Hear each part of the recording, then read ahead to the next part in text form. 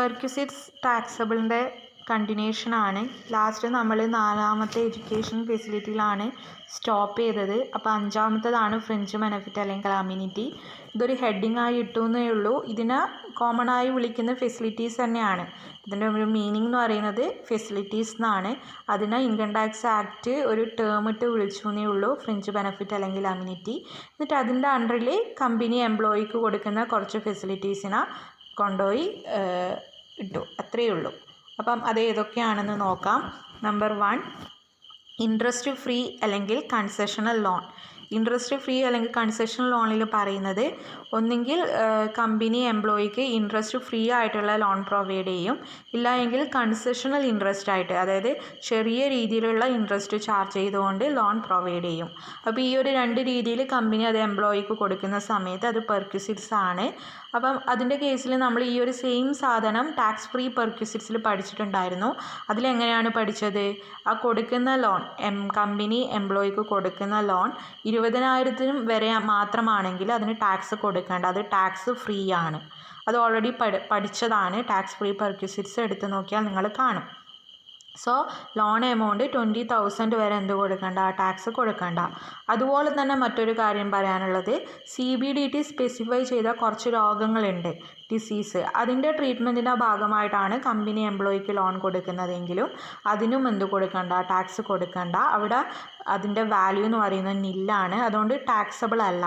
അപ്പോൾ ഈ ഒരു 2 കേസ് ഓർത്ത് വെക്കുക. 20,000 വരെ ലോൺ എമൗണ്ടിന് ടാക്സ് കൊടുക്കേണ്ട, സ്പെസിഫൈഡ് ഡിസീസിനും എന്ത് കൊടുക്കണ്ട? ടാക്സ് കൊടുക്കണ്ട.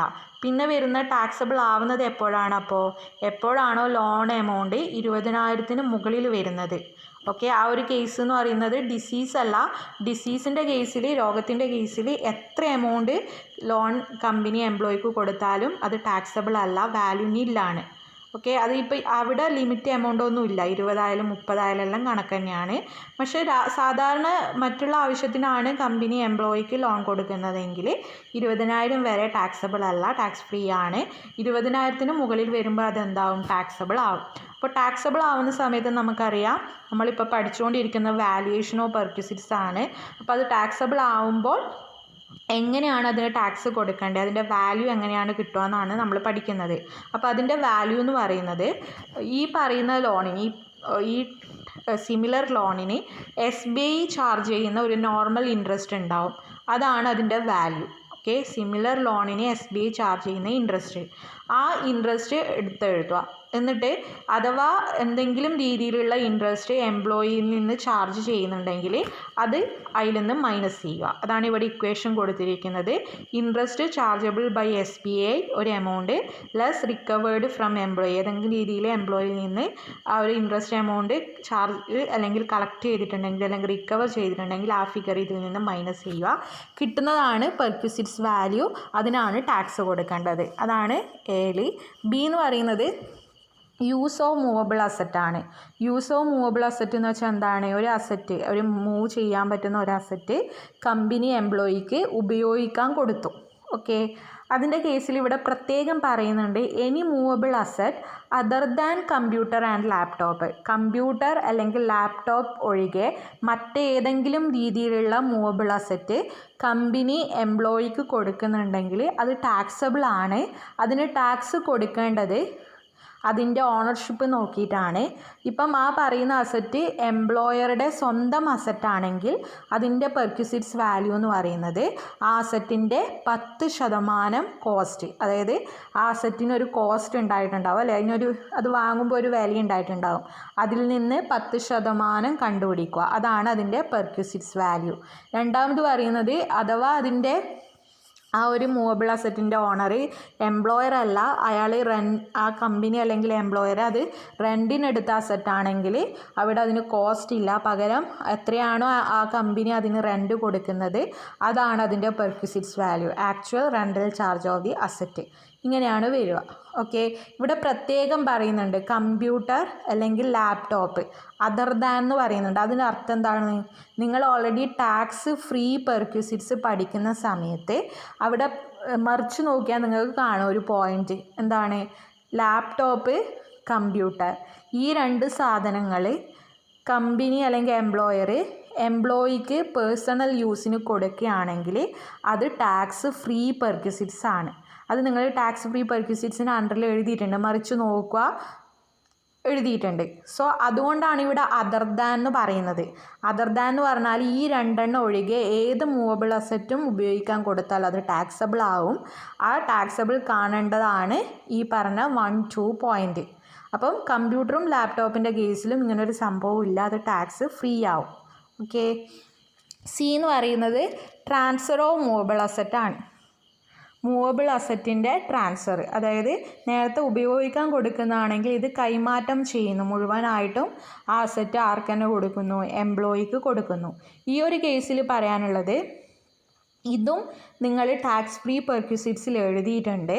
ടാക്സ് ഫ്രീ പെർക്വിസിറ്റ്സിൽ എഴുതിയിരിക്കുന്നത് എന്താണെന്ന് വെച്ചാൽ ജസ്റ്റ് മറിച്ച് നോക്കിയാൽ നിങ്ങൾ കാണും. പോയിൻ്റ് നമ്പർ നോട്ട് എടുത്ത് നോക്കുക. ഞാൻ ലാസ്റ്റ് ക്ലാസ്സിൽ ടാക്സ് ഫ്രീ പെർക്വിസിറ്റ്സിൻ്റെ വീഡിയോ ക്ലാസ്സിൽ അതിൻ്റെ പിക്ചർ ഇട്ടിട്ടുണ്ട്. അതിൽ പോയിൻ്റ് 17 പോയിന്റിൽ കൃത്യമായി പറയുന്നുണ്ട്, ഒരു മൂവബിൾ അസറ്റ് 10 വർഷത്തെ ഉപയോഗത്തിന് ശേഷമാണ് എംപ്ലോയിക്ക് ട്രാൻസ്ഫർ ചെയ്യുന്നതെങ്കിൽ അത് ടാക്സ് ഫ്രീ പെർക്വിസിറ്റ്സ് ആണ്.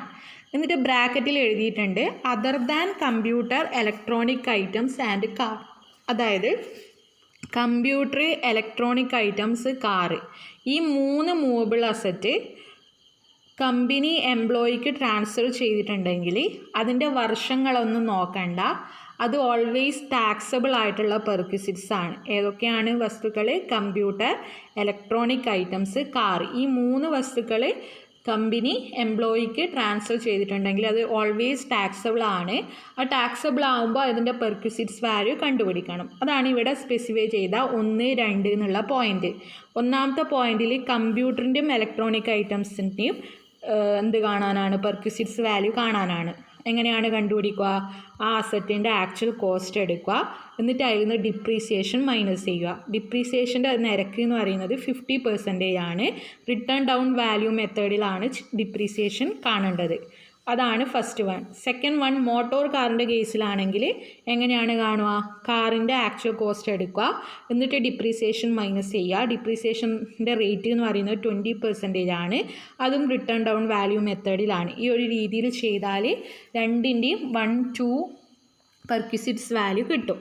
ഇനി പറയാനുള്ളത് മൂന്നാമത്തതാണ് എനി അതർ അസറ്റ്.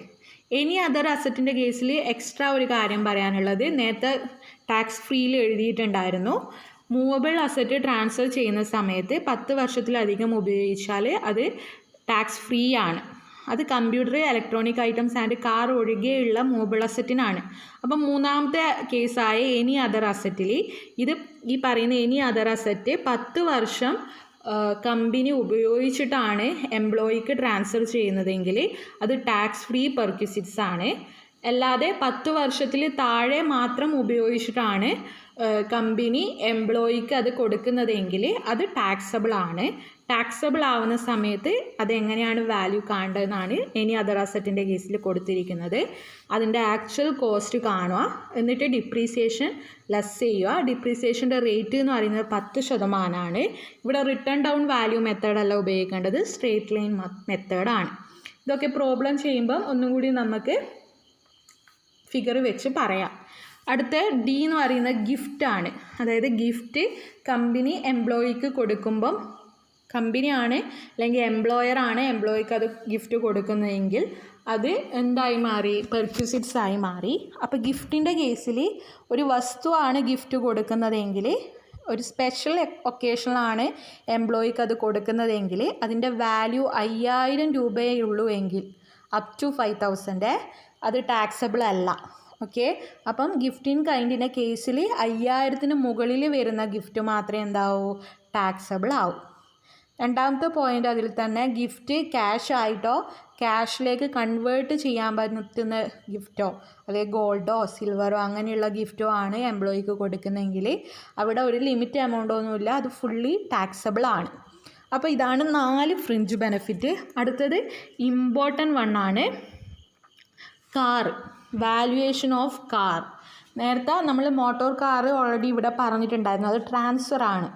ഓക്കെ, കൈമാറ്റം ചെയ്യുന്നതാണ്. ഇവിടെ വാല്യുവേഷൻ ഓഫ് കാർ കൊണ്ട് ഉദ്ദേശിക്കുന്നത് കാറ് എംപ്ലോയിക്ക് യൂസ് ചെയ്യാൻ കൊടുക്കുകയാണെങ്കിൽ, ഉപയോഗിക്കാൻ കൊടുക്കുകയാണെങ്കിൽ എങ്ങനെയാണ് കാറിൻ്റെ വാല്യുവേഷൻ ചെയ്യുക. അത് പ്രത്യേക റൂളാണ്, കാറിന് മാത്രം ഉണ്ടാക്കിയ കുറേ കാൽക്കുലേഷൻ ഉണ്ട്. അതാണ് ഇവിടെ ഈ എന്ന് പറയുന്ന പോയിന്റിൽ വരുന്നത്, valuation of car as a പെർക്വിസിറ്റ്സ്.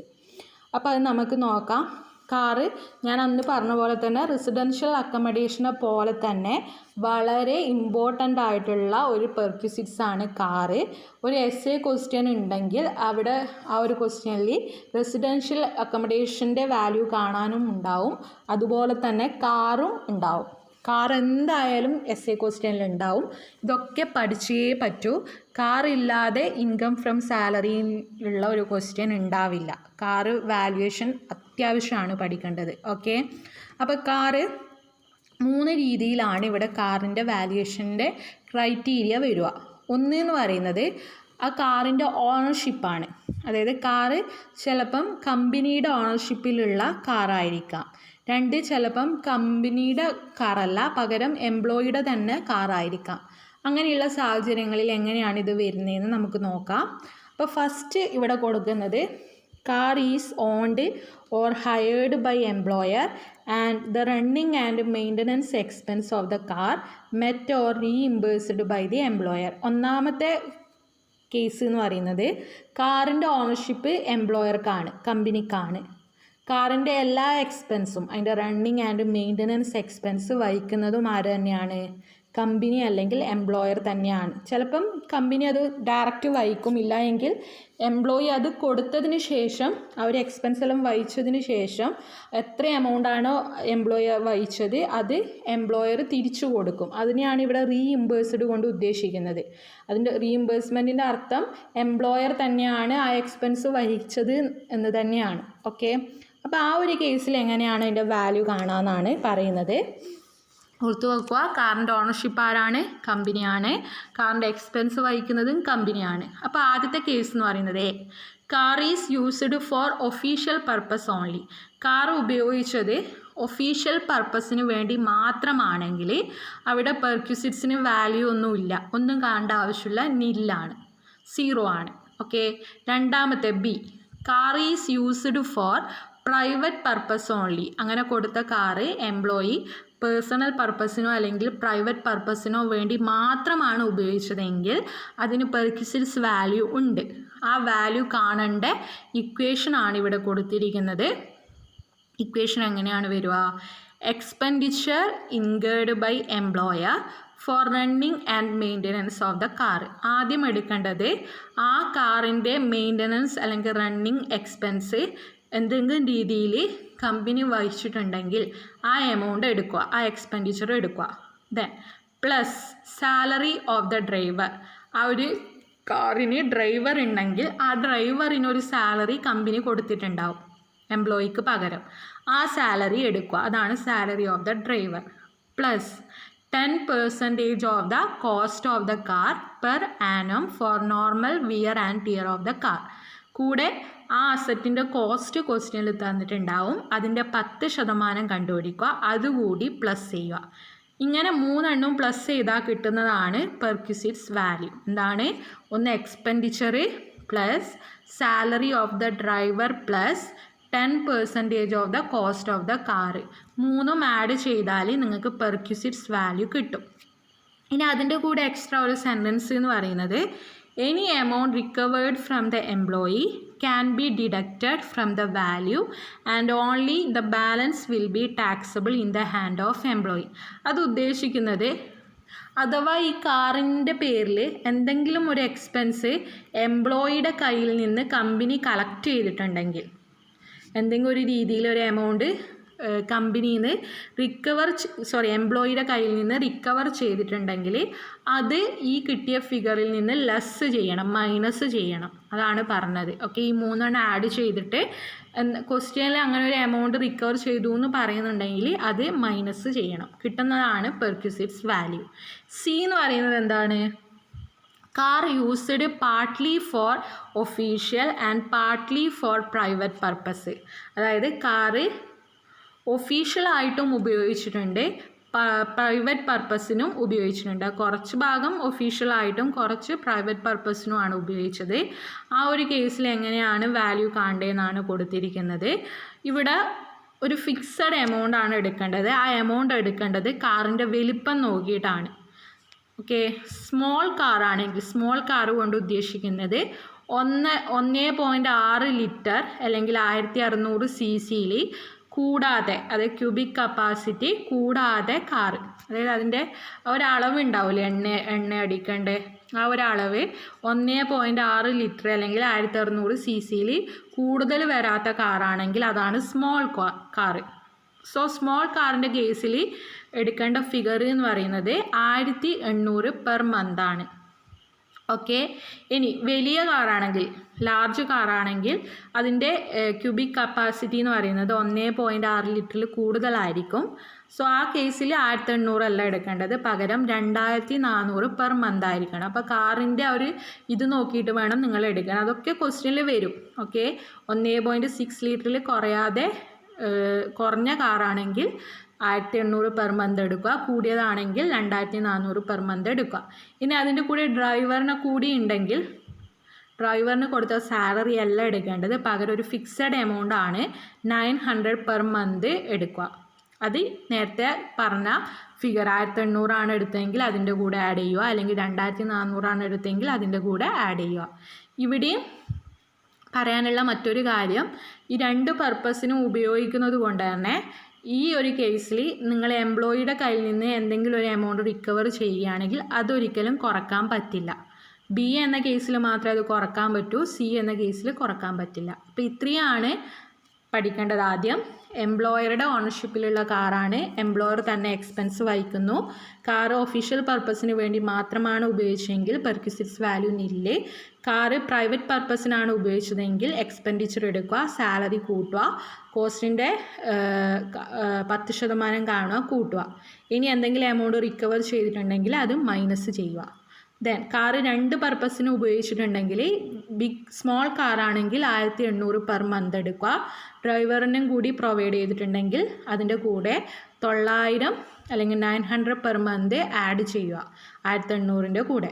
ഇനി ബിഗ് കാറാണെങ്കിൽ 1800 പകരം എടുക്കേണ്ടത് 2400 പെർ മന്ത് ആണ്, അതിന് കൂടെ 900 പെർ മന്ത് ഡ്രൈവർ ഉണ്ടെങ്കിൽ ആഡ് ചെയ്യുക. ഈ ഒരു കേസിൽ മാത്രം എംപ്ലോയിയുടെ കയ്യിൽ നിന്ന് എന്തെങ്കിലും എമൗണ്ട് റിക്കവർ ചെയ്തിട്ടുണ്ടെങ്കിൽ അതെന്ത് ചെയ്യാൻ പറ്റില്ല, മൈനസ് ചെയ്യാൻ പറ്റില്ല. അപ്പോൾ ഒന്നാമത്തെ കേസ് കഴിഞ്ഞു. ഇതൊക്കെ നിങ്ങൾ ബൈ ഹാർട്ട് ആവും കേട്ടോ, കുറേ പ്രോബ്ലം ചെയ്യുമ്പം ഓട്ടോമാറ്റിക് വരും, അങ്ങനെ പ്രശ്നമൊന്നുമില്ല ഫിഗറിൻ്റെ കേസിൽ. ഇനി രണ്ടാമത്തെ സിറ്റുവേഷൻ എന്ന് പറയുന്നത് കാറിൻ്റെ ഓണർഷിപ്പ് എംപ്ലോയർ തന്നെയാണ്, പക്ഷേ എക്സ്പെൻസ് വഹിക്കുന്നത് ഫുള്ളി ആരാണ്, എംപ്ലോയി ആണ്. സിറ്റുവേഷൻ മാറി, നേരത്തെ 2 എംപ്ലോയർ ആയിരുന്നു, ഇവിടെ എക്സ്പെൻസ് വഹിക്കുന്നത് ആരായി മാറി, എംപ്ലോയി ആയി മാറി. ആ ഒരു കേസിൽ ആദ്യത്തെ 2 സെയിം ആണ്, ഒന്നും മാറില്ല. കാറ് ഒഫീഷ്യൽ പർപ്പസിന് മാത്രം ഉപയോഗിക്കുകയാണെങ്കിൽ പെർക്വിസിറ്റ്സ് വാല്യൂ നില്ല്. കാറ് പേഴ്സണൽ പർപ്പസിനാണ് മാത്രമാണ് ഉപയോഗിച്ചെങ്കിൽ ആ ആദ്യത്തെ പഠിച്ച അതേ പോയിൻ്റ് തന്നെയാണ്. എംപ്ലോയർ എന്തെങ്കിലും രീതിയിലുള്ള എക്സ്പെൻസ് വഹിച്ചിട്ടുണ്ടെങ്കിൽ അതെടുക്കുക, അതിൻ്റെ കൂടെ ഡ്രൈവറിൻ്റെ സാലറി ആഡ് ചെയ്യുക, അസറ്റിൻ്റെ കോസ്റ്റിൻ്റെ 10% ആഡ് ചെയ്യുക, എന്തെങ്കിലും രീതിയിൽ എമൗണ്ട് റിക്കവർ ചെയ്തിട്ടുണ്ടെങ്കിൽ അത് ആ കിട്ടിയ ഫിഗറിൽ നിന്ന് മൈനസ് ചെയ്യുക. മാറുന്നത് സി എന്ന സിറ്റുവേഷൻ മാത്രമാണ്. സി മാറും. സിയിൽ കാറ് 2 പർപ്പസിന് ഉപയോഗിക്കുകയാണെങ്കിൽ നേരത്തെ 1800 ആണ് പറഞ്ഞതെങ്കിൽ ഇവിടെ സ്മോൾ കാറിന് എത്രയാണ്, 600 പെർ മന്ത് ആണ്. Okay, 600 per month. അതുപോലെ ബിഗ് കാറിന് എത്രയാണ്, നേരത്തെ 2400 ആണ് പറഞ്ഞതെങ്കിൽ ഇവിടെ എത്രയാണ്, 900 ആണ്. അതേ ഉള്ളൂ വ്യത്യാസം. ഡ്രൈവറിനെ പ്രൊവൈഡ് ചെയ്യുന്നുണ്ടെങ്കിൽ നേരത്തെ പറഞ്ഞ അതേ എമൗണ്ട് തന്നെയാണ്, 900 പെർ മന്ത്. എന്നിട്ട് എന്തെങ്കിലും എമൗണ്ട് എംപ്ലോയിയുടെ കയ്യിൽ നിന്ന് വാങ്ങുന്നുണ്ടെങ്കിൽ അത് ഇവിടെയും എന്ത് ചെയ്യാൻ പറ്റില്ല, മൈനസ് ചെയ്യാൻ പറ്റില്ല. സി മാത്രം ആ 1800 2400ൻ്റെ പകരം ഫിഗർ മാറുന്നുണ്ട് എന്നേ ഉള്ളൂ, വേറെ ഒരു വ്യത്യാസവും ഇല്ല. അതാണ് ഞാൻ പറഞ്ഞത്, പഠിക്കാൻ എളുപ്പമാണ്. ഓക്കെ, ദെൻ മൂന്നാമത്തെ സിറ്റുവേഷൻ എന്ന് പറയുന്നത് എന്താണ്, കാറിൻ്റെ ഓണർഷിപ്പ് എംപ്ലോയി ആണ്, കാറിൻ്റെ മൊത്തം ഓണർഷിപ്പും എംപ്ലോയി ആണ്. ഓക്കെ, അവിടെ ഒരു കാര്യം പറയാനുള്ളത്, കാറിൻ്റെ ഓണർഷിപ്പ് എംപ്ലോയി ആണ്, കാറിൻ്റെ എക്സ്പെൻസ് വഹിക്കുന്നതും എംപ്ലോയി ആണെങ്കിൽ അവിടെ പെർക്വിസിറ്റ്സ് ഉണ്ടോ, ഇല്ല. എല്ലാം ചെയ്യുന്നത് എംപ്ലോയിയാണ്, എംപ്ലോയിയുടെ സ്വന്തം കാർ എംപ്ലോയി തന്നെ എക്സ്പെൻസ് വഹിക്കുന്നു. അപ്പോൾ അതിനെ നമുക്കൊരിക്കലും പെർക്വിസിറ്റ്സ് എന്ന് വിളിക്കാൻ പറ്റില്ല. അതിപ്പോൾ ഏത് പർപ്പസിന് ഉപയോഗിച്ചാലും. ഓക്കെ. ദെൻ കാറ് എംപ്ലോയിയുടെ ഓണർഷിപ്പിലുള്ള കാറിൽ എക്സ്പെൻസ് എംപ്ലോയർ വഹിക്കുമ്പോഴാണ് അത് എന്താവുന്നത്, പെർക്വിസിറ്റ്സ് ആയി മാറുന്നത്. ഓക്കെ. കാറ് ഓണർഷിപ്പ് എംപ്ലോയിക്കാണ്, എക്സ്പെൻസ് വഹിക്കുന്നത് എംപ്ലോയർ ആണെങ്കിൽ അത് പെർക്വിസിറ്റ്സ് ആയി മാറും. അത് ഓർത്ത് വെക്കുക. ഇവിടെ എ എന്ന് പറയുന്ന പോയിന്റിൽ ചെറിയൊരു മിസ്റ്റേക്ക് ഉണ്ട്. അവിടെ നിങ്ങളൊന്ന് തിരുത്തണം എഴുതുന്ന സമയത്ത്. When car is owned by the employee the expense are met by employer എന്നാക്കണം. ഓക്കെ. എംപ്ലോയി എന്നല്ല, employer. And the car is used for official purpose only. എന്നിട്ട് എഴുതേണ്ടത് പെർക്വിസിറ്റ്സ് വാല്യൂ ഈക്വൽ ടു നിൽ എന്നാണ്. ഓക്കെ. ആ ടെക്സ്റ്റ് ചിലപ്പോൾ മേടിച്ചവരുണ്ടാവും, അതുകൊണ്ടുള്ള വ്യത്യാസമാണ് പറയുന്നത്. കാറ് ഓണർഷിപ്പ് എംപ്ലോയിയും എക്സ്പെൻസ് വഹിക്കുന്നത് എംപ്ലോയർ എന്നാക്കണേ. ഓക്കെ. എംപ്ലോയർ ആണ്. അത് ഒഫീഷ്യൽ പർപ്പസിന് വേണ്ടി മാത്രമേ കാർ ഉപയോഗിക്കുന്നുള്ളൂ. ഓക്കെ. കാറിൻ്റെ ഓണർഷിപ്പ് എംപ്ലോയി, എക്സ്പെൻസ് വഹിക്കുന്നത് എംപ്ലോയർ, ഒഫീഷ്യൽ പർപ്പസിന് വേണ്ടി മാത്രം കാറ് ഉപയോഗിക്കുന്നു. ആ ഒരു കേസിൽ അതിൻ്റെ പെർക്വിസിറ്റ്സ് വാല്യൂ നില്ലാണ്. ഓക്കെ. ബി എന്ന് പറയുന്നത് any expense relating to the car met by the employer for the personal requirement of the employee are fully taxable.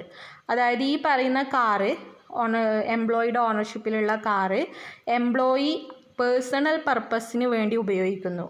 എന്നിട്ട് ആ പേഴ്സണൽ പർപ്പസിന് വേണ്ടി ഉപയോഗിച്ച എക്സ്പെൻസ് കൂടി ആര് മെറ്റ് ചെയ്യുന്നു, ആര് വഹിക്കുന്നു, എംപ്ലോയർ വഹിക്കുന്നു. ആ ഒരു കേസിൽ എത്ര എമൗണ്ട് ആണോ എംപ്ലോയർ അത് വഹിച്ചത് അതിനാണ് ടാക്സ് കൊടുക്കേണ്ടത്. അത് ഫുള്ളി ടാക്സബിൾ ആണ്.